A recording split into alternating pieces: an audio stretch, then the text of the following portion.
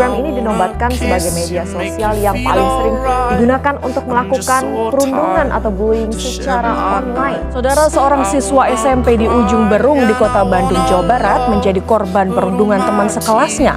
Korban dipukuli hingga pingsan.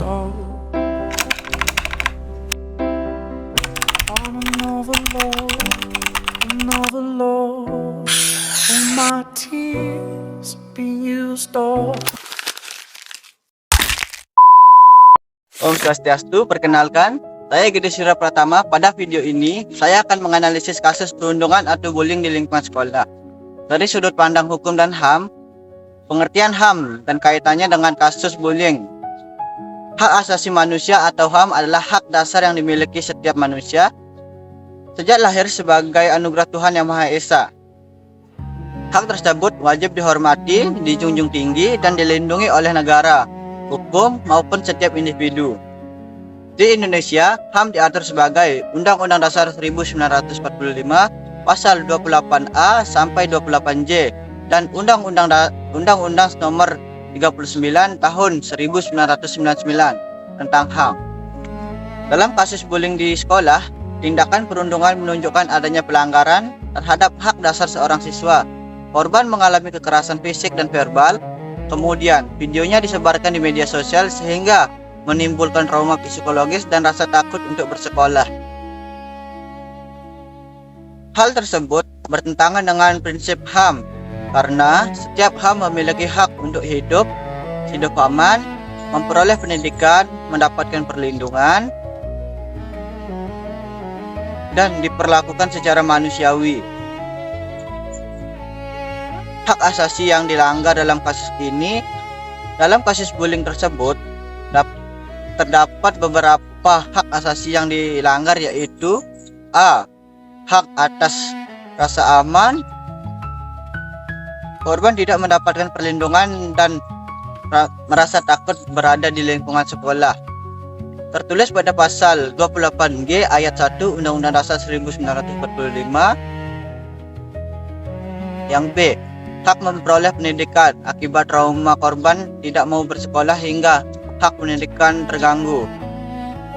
Tertulis dalam pasal 31 Undang-Undang Dasar 1945. Yang C. Hak untuk membebas dari kekerasan dan perilaku tidak manusiawi. Bullying fisik maupun verbal merubah untuk kekerasan yang melanggar martabat manusia. Tertulis dalam Undang-Undang Perlindungan Anak dan Undang-Undang HAM. Yang D. Hak atas kehormatan dan martabat. Penyebaran video bullying di media sosial mempermaklumkan korban dan merusak kondisi psikologisnya. Kewajiban sekolah dalam melindungi hak siswa. Sekolah memiliki kewajiban untuk menciptakan lingkungan pendidikan yang aman, nyaman, dan bebas dari kekerasan. Beberapa kewajiban sekolah antara lain yaitu A. Mencegah terjadinya bullying. Sekolah harus membantu aturan tegas terkait larangan kekerasan dan perundungan. Yang B. Memberikan perlindungan kepada korban. Korban harus mendapatkan pendamping psikologis dan perlindungan agar merasa aman kembali. Yang C. Memberikan pembinaan kepada pelaku. Pelaku bullying perlu diberikan sanksi dan pendidikan karakter agar tidak mengulangi perbuatannya. Yang D. Melibatkan orang tua dan guru BK. Kerjasama antara sekolah dan keluarga penting untuk menyelesaikan masalah secara tepat.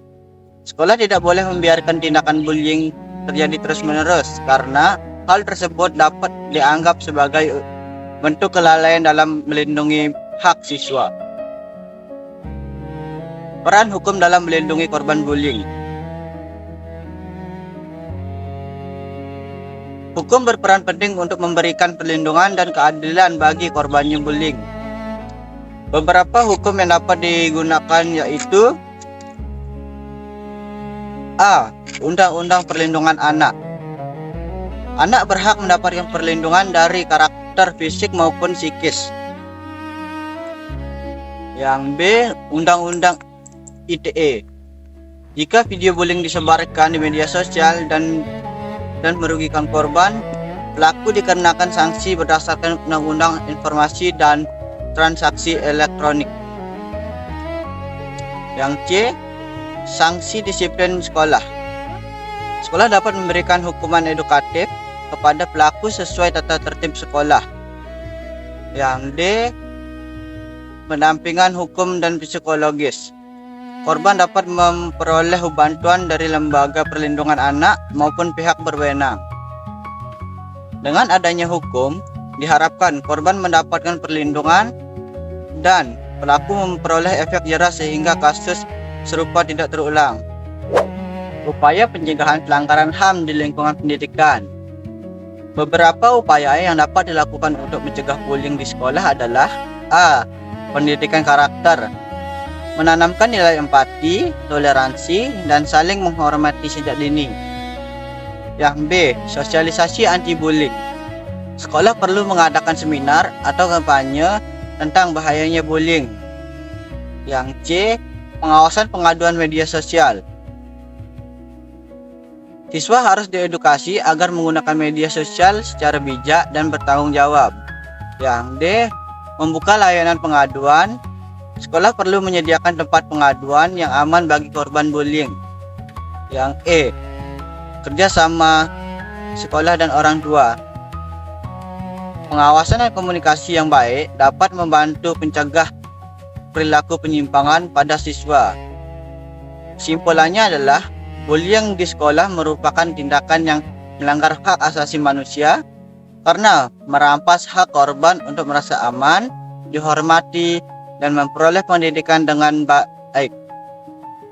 Oleh karena itu, diperlukan peran sekolah, keluarga, masyarakat, dan hukum untuk mencegah serta menangani kasus bullying agar lingkungan pendidikan menjadi tempat yang aman bagi semua siswa. Sekian dari saya, terima kasih. Om Santi Santi Santi.